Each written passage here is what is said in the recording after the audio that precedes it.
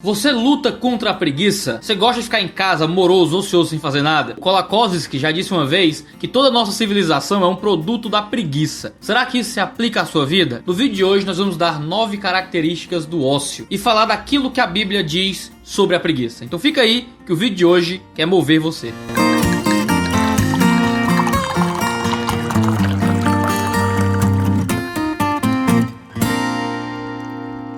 E o vídeo de hoje chega até você graças ao 4º Fórum Nordestino de Cosmovisão Cristã, com o tema Contra a Idolatria do Estado, com Franklin Ferreira, Glauco Magalhães, Norma Braga, André Venâncio, Vinícius Pimentel e eu, Iago Martins, aqui em Fortaleza, na Igreja Presbiteriana de Fortaleza, de 30 de maio a 2 de junho, inscrições abertas no site, neste que já se consagrou um dos principais eventos de cosmovisão do país. Se você quer saber sobre economia e política segundo a Bíblia, ouvindo pessoas que têm falado sobre isso já há bastante tempo no Brasil, se inscreve no Fórum Nordestino de Cosmovisão e não perde. Começa na quarta noite, dia 30 de maio, e segue por dia 31, dia 1º e dia 2, até sábado, manhã, tarde e noite. Você pode se inscrever para ver o evento completo, ou você pode ver apenas as palestras à noite, pagando um preço especial. Contra a Idolatria do Estado, 4º Fórum Nordestino de Cosmovisão Cristã, em Fortaleza, no Ceará. Não deixe de se inscrever. Thiago Cavaco é o nome do meu pregador português favorito, talvez um dos meus pregadores favoritos em todo o mundo. Eu tenho um livro dele chamado 6 Sermões contra a Preguiça. Essa é a versão que foi publicado em Portugal, essa é a versão do livro que foi aqui publicado no Brasil pela Vida Nova. Você provavelmente vai ter acesso a essa edição aqui, e essa aqui é a edição original, certo? Lá de Portugal. E talvez seja o melhor material sobre preguiça que a gente tem disponível hoje, quiçá no mundo. É um negócio maravilhoso. Eu cito o Thiago Cavaco aqui porque o que eu vou dizer aqui é muito baseado no livro dele sobre a preguiça. Eu vou fazer algumas citações do Cavaco, então eu quero logo dizer, compra esse livro do Cavaco, que vale muito a pena. Thiago Cavaco é um homem fenomenal, é um pregador de respeito e vale muito a pena você conhecê-lo. E no livro, o Thiago Cavaco chama atenção para o fato de que Provérbios tem o preguiçoso como uma das personagens principais. E não como o herói ou o mocinho, mas como o vilão que mais aparece na trama. O preguiçoso é representado no texto como o oposto daquilo que o livro aconselha, que é a sabedoria. Ele diz que a preguiça é o mau exemplo que nos deve levar à prática, então nós somos convidados para espreitar o preguiçoso. Nós lemos Provérbios e dizemos, meu Deus, como o tolo é uma pessoa terrível, e com o tempo descobrimos que nós somos esse tolo. A gente lê Provérbios pensando, isso, pega eles, e a gente às vezes esquece que o texto está apontado contra a gente. Não é exagerado dizer que o livro de Provérbios leva tão a sério o problema da preguiça, que sabe que ela pode tornar uma pessoa num monstro, num estado tão descaracterizado, que lhe tira a capacidade de viver enquanto pessoa normal. Ele é retratado constantemente no livro como alguém que não é de confiança, como alguém que está sempre insatisfeito, como alguém que vive cercado de problemas, como alguém que anda esfomeado, como alguém que anda cheio de desculpas e que nunca termina nada, como alguém que é assolado pela pobreza, que é incorrigível, entre muitas outras coisas. O objetivo desse vídeo aqui é a gente observar essas 9 características do ócio, adicionando 3 pontos aos 6 que o Cavaco traz no livro dele, para a gente perceber esse grande quadro bíblico que é pintado nesse assunto. Então, primeiro, a preguiça é uma má resposta às maldições da queda. Na maldição de Deus à humanidade, registrada em Gênesis 3, homens e mulheres receberam novas contingências que lhes levam a precisar lutar contra a preguiça em suas obras sociais, coisa que antes não acontecia no Éden. Para a mulher, Deus declarou, multiplicarei grandemente o seu sofrimento na gravidez. Com sofrimento você dará luz a filhos. Então ao homem declarou, maldita a terra por sua causa, com sofrimento você se alimentará dela todos os dias de sua vida. Ela lhe dará espinhos e ervas daninhas, e você terá que alimentar-se das plantas do campo. Com o suor do seu rosto você comerá seu pão. O homem agora encontra um trabalho não mais apenas prazeroso, mas que também faz transpirar a testa. A própria terra sofreria com abrolhos e ervas daninhas que dificultariam o trabalho no campo. A escassez então passaria a influenciar a coisa criada com profundidade. Deus olha para Adão e diz que o seu trabalho, que antes era uma bênção, agora seria também pesaroso, iria cansá-lo. O trabalho se tornaria algo difícil para o homem. Depois da queda, não é difícil perceber como a preguiça se manifesta no ser masculino através da fuga do trabalho. O homem, através da maldição da queda, não quer se esforçar no seu trabalho, não quer se preparar para o mercado, ou então arrumar uma profissão decente. Agora, o homem quer ficar em casa, descansando, jogando videogame, quer curtir a vida. Os empregos se tornam penosos para muitos homens, e a preguiça e a embriaguez acabam lhe fazendo abandonar o Ministério do Trabalho. O mesmo acontece com o ser feminino, mas em outra área. A mulher agora encontra um parto não mais contido em suas penosidades, mas sofrido e doloroso. Nisso, a preguiça se manifesta na mulher como uma fuga da maternidade. É muito comum ver no Facebook algumas mães que vivem de reclamar do trabalho que os filhos dão, levando jovens ao medo da maternidade e da vida matrimonial. Vi uma entrevista onde uma mulher dizia que não passaria pela morte que era casar. Para muitas mulheres, então, a queda as afetou, fazendo com que o matrimônio e a maternidade se tornassem pesarosos. Assim como o homem tenta fugir do trabalho por conta da preguiça, as mulheres tentam fugir da família por conta dessa mesma preguiça. A preguiça, então, se manifesta no primeiro momento como uma maldição por causa do pecado. O plano de Deus é que a maternidade e o trabalho fossem prazerosos, não envolvessem dor nem sofrimento. Agora, por causa da queda, o trabalho, a maternidade, quase tudo que a gente faz, está sujeito à maldição do desgosto, da preguiça e do marasmo. Cabe aos homens e mulheres vencerem as tentações modernas de abraçarem a fuga de seus trabalhos. A preguiça é uma maldição que se manifesta justamente por causa do pecado. Aceitar-se preguiçoso, então, é aceitar-se pecador. Lutar contra a preguiça é lutar pela santidade. Deus deseja que encontremos a redenção em uma luta contra o pecado, logo em uma luta contra a preguiça. Não fazer isso é submeter as maldições da queda, como se fossem algo contra o qual não devemos lutar. Em segundo lugar, a preguiça é um esforço estúpido para o mal. Ser preguiçoso é não ser inteligente com aquilo que Deus te deu. A preguiça faz que tudo à sua volta caminhe para a ruína. Por isso, Provérbios retrata o preguiçoso como alguém sem juízo. O motivo da estupidez relativa à preguiça é justamente pelo fato de seu efeito negativo no mundo e na vida do próprio preguiçoso. Passei pelo caminho do preguiçoso, pela vinha do homem sem juízo. Havia espinheiros por toda parte, o chão estava coberto de ervas daninhas e o muro de pedra estava em ruínas. Observei aquilo e fiquei pensando, olhei e aprendi essa lição. Vou dormir um pouco, você diz. Vou cochilar um momento, vou cruzar os braços e descansar mais um pouco. Mas a pobreza lhe virá como um assaltante e a sua miséria como um homem armado. O preguiçoso não é alguém que não faz nada. O preguiçoso é alguém que faz o mal. Estar fazendo coisa nenhuma é maldade, segundo o provérbio. Fazer nada e se entregar à preguiça é deixar que as coisas que estão à sua volta pereçam. Basta ficar parado que sua casa vira uma bagunça. Tenta passar uma semana sem arrumar o quarto e você vai encontrar cueca na geladeira. Se eu não arranco o diacho das ervas daninhas aqui do quintal e da área da frente de casa, vira o inferno. Eu não preciso criar o inferno, ele só surge em volta de mim. Há um trabalho e um esforço para o mal quando eu não ajo para arrumar o que está à minha volta. A preguiça não é algo não feito, mas algo feito contra Deus. Não é fazer zero, é fazer o mal. O preguiçoso não está em neutralidade, mas em maldade ativa, em maldade efetiva. O ocioso efetivamente destrói sua propriedade quando não faz nada. Os efeitos da preguiça em nossa vida são devastadores por isso. Então, ela é uma estupidez, é uma insensatez. Através de fazer nada, fazemos o mal. Produzimos coisas ruins com o nosso ócio. Considerando que o efeito do pecado no mundo cria o princípio de que as coisas tendem a se desorganizar, passando da ordem para a desordem, precisamos constantemente usar nossas forças para tentar gerir o caos e a bagunça que surgiram depois da queda. Você não precisa chafurdar na lama, basta não tomar banho para ficar fedendo. Você não precisa vomitar para ficar com fome, é só não comer que você fica desnutrido. É só você não fazer que as coisas vão mal. A miséria, o caos e a desordem que se colocam ao nosso redor só crescem em volta do preguiçoso. Em terceiro lugar, a preguiça é uma burrice pecaminosa.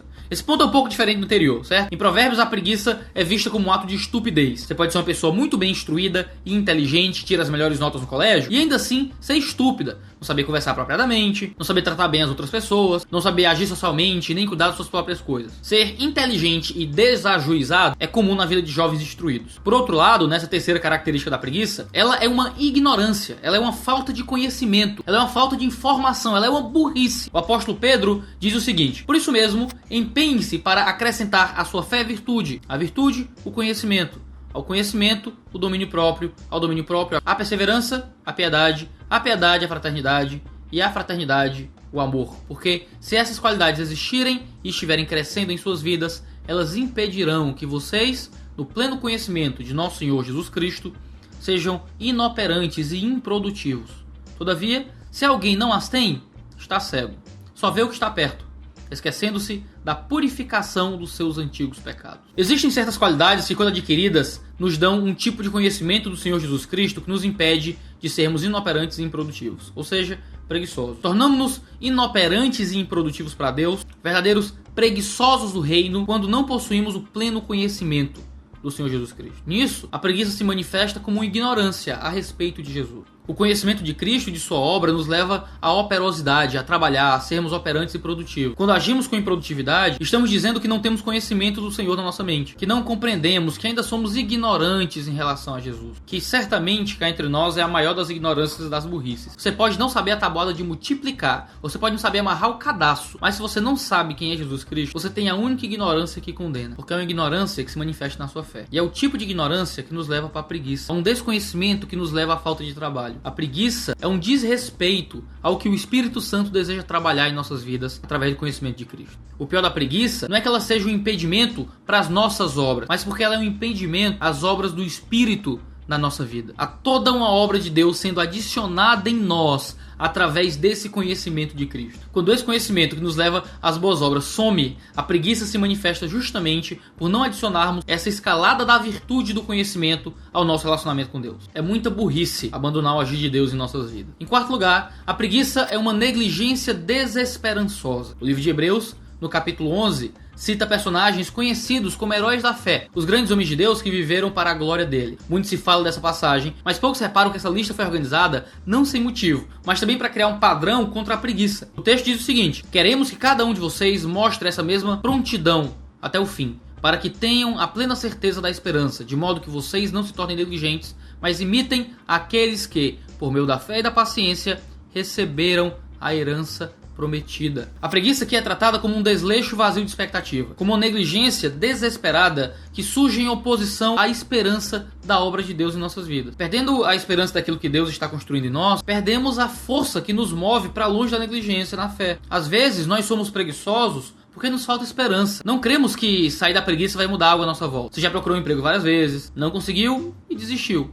Então você fica em casa, preguiçoso, sendo inútil, porque falta esperança. Você tentou passar no vestibular, já tentou 2 vezes, 3 vezes e ainda não passou no curso que queria, então você desiste e troca o esforço pelo videogame o dia inteiro. É a falta de esperança que nos leva à preguiça muitas vezes. Passamos a não seguir aquilo que Deus intenta para nós quando somos preguiçosos e então nos tornamos negligentes com a nossa própria fé. O modo pelo qual o autor de Hebreus deseja que vençamos a preguiça é através de imitação. Não se tornem negligentes, mas imitem, ele diz. É através da imitação daqueles que por meio da fé e da paciência receberam a herança prometida que deixaremos de negligenciar a obra de Deus. Em vez de nos entregarmos à desesperança, devemos nos entregar à imitação. Vencermos a negligência, que é essa preguiça, imitando aqueles que não são preguiçosos. Precisamos de um padrão para seguir, ter alguém para imitar, olhar à nossa volta e ver aqueles que são operantes para Deus. Às vezes nós retroalimentamos a preguiça porque só temos à nossa volta gente preguiçosa, gente para fazer nada juntos. Faz um teste. Chama algumas pessoas para fazer nada na tua casa e sempre aparece alguém. Agora, chama os mesmos para capinar um lote, para rebocar uma parede. Ih, rapaz, você tá mal, hein? Quando você chama um colega para comer pizza na sua casa depois do culto, a galera vai. Quando você tá de mudança e chama a mesma galera, às vezes eles não aparecem. A gente tem que encontrar essas pessoas que não são preguiçosas para buscar a imitação delas. Trabalhar com elas, se esforçar ao lado delas,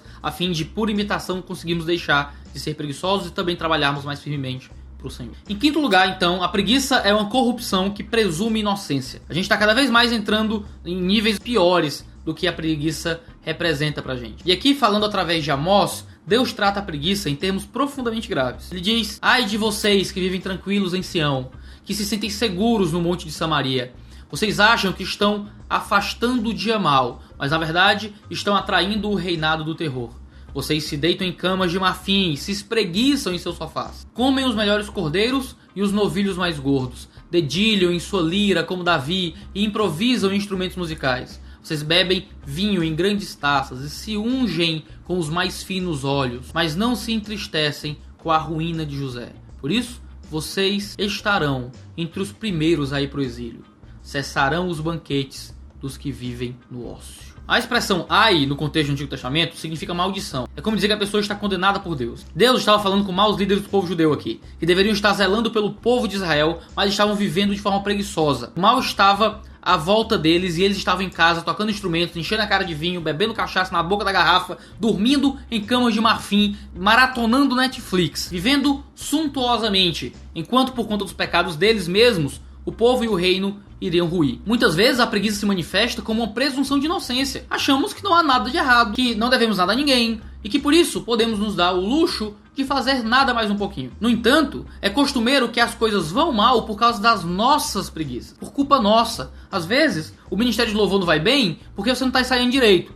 Às vezes, o seu lar não está indo bem porque você não está pastoreando a sua casa, porque você não está se esforçando para trabalhar. Às vezes, sua vida está um fiasco porque você não está se preparando ou se esforçando para se qualificar profissionalmente, para se qualificar academicamente. Às vezes, o namoro vai mal porque você não está se dedicando ao serviço e ao cuidado. Resumindo, às vezes as coisas à minha volta não estão bem por culpa minha. E mesmo assim a gente não tem preguiça de assumir a nossa própria inocência. A preguiça acaba sendo motivada por essa presunção de que tá tudo bem. Ser preguiçoso nesse contexto é chamado por Deus de corrupção. O interessante é que Deus não está dizendo que existe uma corrupção que se manifesta como preguiça, mas que é uma preguiça que se manifesta como corrupção. Esses líderes estavam tão preguiçosos que a preguiça deles se tornou pecado, em algo contra o Deus vivo. Devemos olhar para a preguiça com mais cuidado, pois Deus nos punirá como puniu os maus líderes que foram os primeiros a serem levados ao cativeiro por conta do próprio ócio, antes de tudo que estava errado à volta deles. Em sexto lugar, a preguiça é uma tristeza mundana. A imagem comum da preguiça está relacionada à alegria. Ficar em casa, de perna para cima, comendo pipoca, fazendo absolutamente nada, né? Sextou, o pessoal diz. O dia dos sonhos para muita gente, né? Ao contrário do que comumente pensamos, porém, a preguiça é descrita como relacionada à tristeza e não à felicidade. Paulo diz o seguinte: a tristeza, segundo Deus, produz um arrependimento que leva à salvação e não remorso. Mas a tristeza, segundo o mundo, produz morte. Vejam que esta tristeza, segundo Deus, produziu em vocês que dedicação, que desculpas, que indignação, que temor, que saudade, que preocupação, que desejo de ver a justiça feita. Em tudo vocês se mostraram inocentes a esse respeito. Existem dois tipos de tristeza nesse texto, uma boa e uma ruim. A tristeza, segundo Deus, é o arrependimento correto por conta do pecado. A tristeza, segundo o mundo, é simplesmente remorso, quando você se dá mal porque descobriu o seu pecado, motivado apenas pelas consequências. A tristeza, segundo o mundo, gera inoperância, morte, compromisso e indiferença quanto à injustiça, a falta de indignação e a falta de temor. Contraponto, a tristeza, segundo Deus, gera trabalho e operosidade. Você se entristece por seus erros e trabalha em contraposição ao seu pecado. Se você estiver triste, segundo Deus, isso gera arrependimento genuíno no seu coração.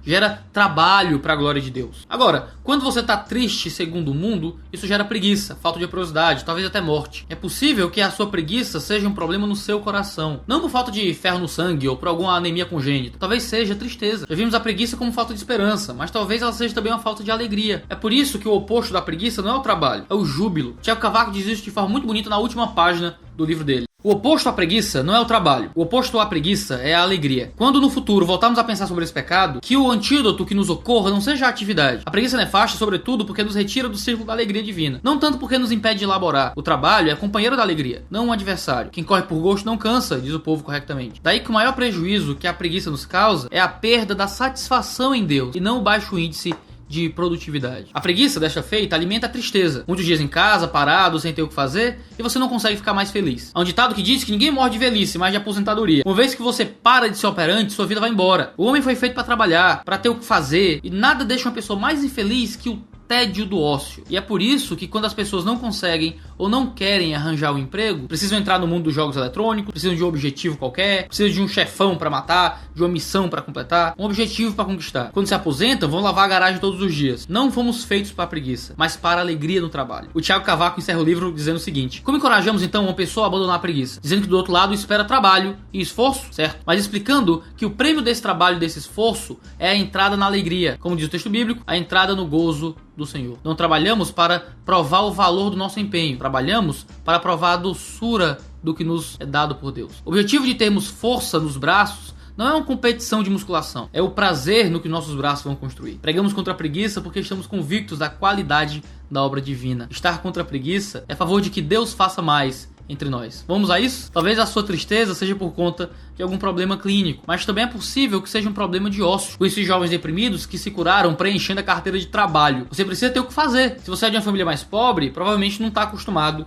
a ouvir sobre os problemas da classe média. Alguns anos atrás, quando eu ainda morava com meus pais, vez ou outra as minhas vizinhas chegavam lá em casa contando que cicrano estava com depressão, e a conversa era sempre a mesma coisa. Isso é falta de trabalho. Dá um emprego que ela fica boa. Você tá triste, minha filha? Toma aqui uma pia cheia de louça para você lavar. Isso pode parecer coisas de senhoras brutas do Ceará, eu sei, nascidas e criadas no sertão nordestino. Mas há alguma sabedoria por trás da brutalidade dessas respostas. Às vezes a tristeza está relacionada a uma falta de operosidade. Estamos tristes porque não temos nada para fazer. Quando estamos de férias, precisamos inventar 1 milhão de coisas para nos ocupar. Jogar bola, ir à praia, cinema, jogar pedra na lua, enxugar gelo, tudo isso e muito mais, para não termos a alegria roubada pelo ócio. Você já teve algum professor aposentado que não para de dar aula, argumentando que vai morrer quando deixar de trabalhar? Talvez você esteja morrendo porque não faz nada da vida. Sétimo lugar, a preguiça encontrará castigo ao invés de desculpas. A parábola dos talentos fala da preguiça de um servo infiel que é punida pelo seu senhor em lugar onde há choro e ranger de dentes.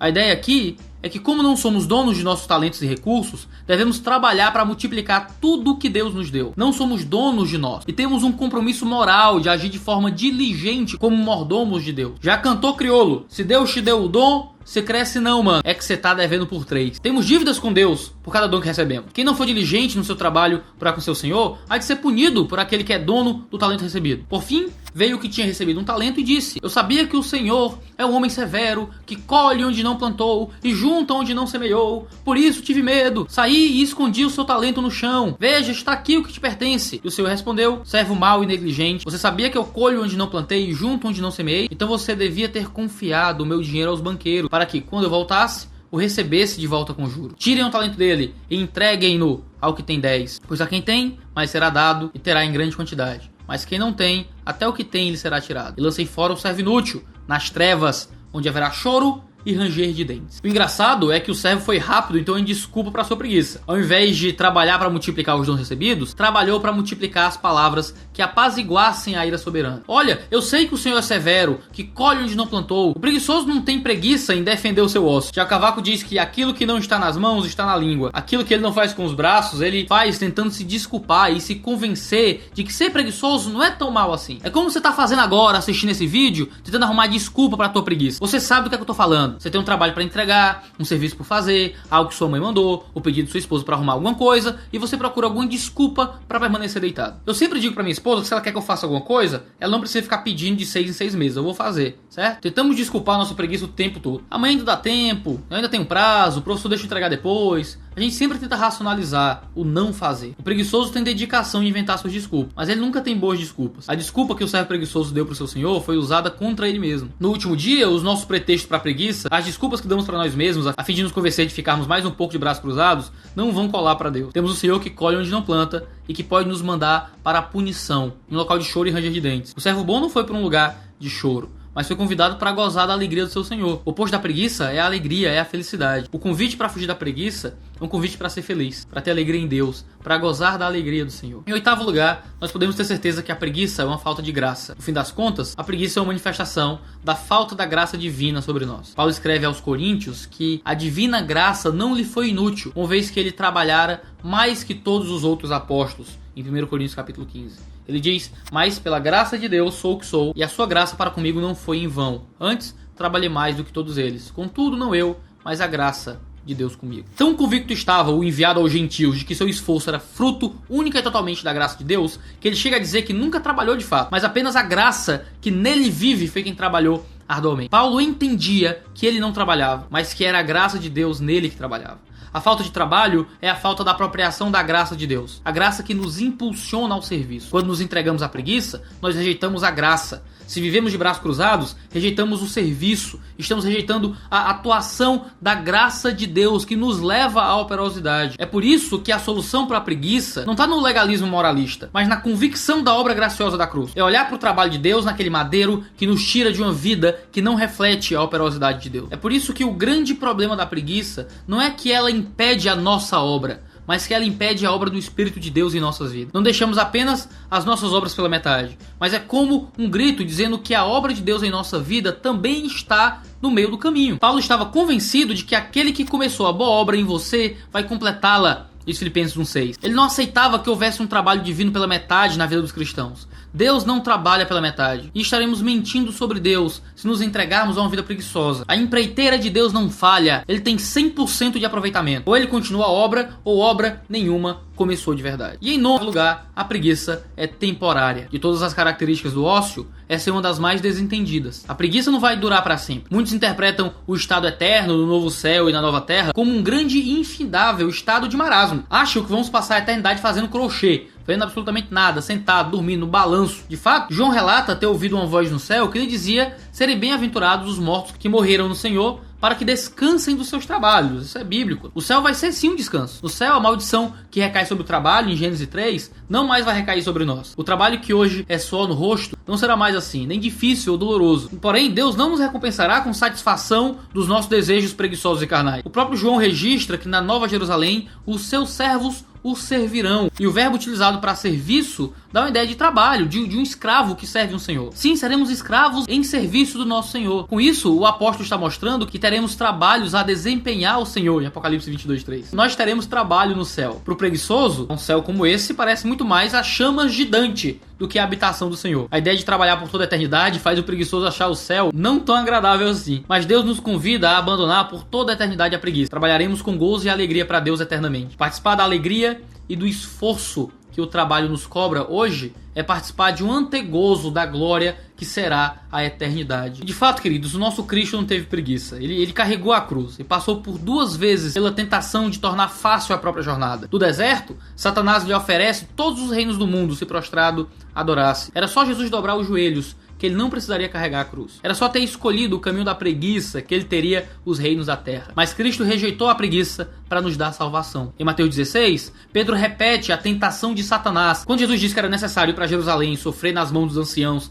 e dos principais sacerdotes. Pedro diz que de maneira nenhuma isso aconteceria. Pedro estava disposto a trabalhar para que Jesus não tivesse que passar por aquilo. Nosso Cristo, no entanto, escolheu o caminho do trabalho. Foi operoso para a nossa salvação. Nós precisamos olhar para a preguiça como ela é: maldição, estupidez, maldade, burrice, negligência, desespero, corrupção, tristeza, castigável, desgraçada, mas acima de tudo, como algo que está reservado para o lago de fogo e enxofre, como algo que será retirado de nós no último dia, quando encontrarmos a redenção futura. O trabalho do Senhor e a rejeição à preguiça nos faz sentir um prenúncio do céu. Aquele que nada faz, faz o mal. Então sejamos operantes em cada uma das nossas vocações. Você tem conseguido viver assim? Você tem lutado contra a preguiça? Comenta aqui embaixo pra gente juntos debater e conversar sobre essa luta contra a preguiça. Qual dessas 9 características mais toca você? Quais são os motivos da sua preguiça? Se inscreve aqui no canal, assina as notificações para não perder nenhum vídeo novo. Entre em 2dedosdeteologia.com.br que você encontra artigos, sites, notícias e pode ir lá nos ajudar sendo nosso patrão, fazendo parte do nosso grupo do Telegram dos patrões e sustentando e propagando boa teologia na internet. Muito obrigado por nos acompanhar até aqui. Valeu, negada. E tchau, tchau.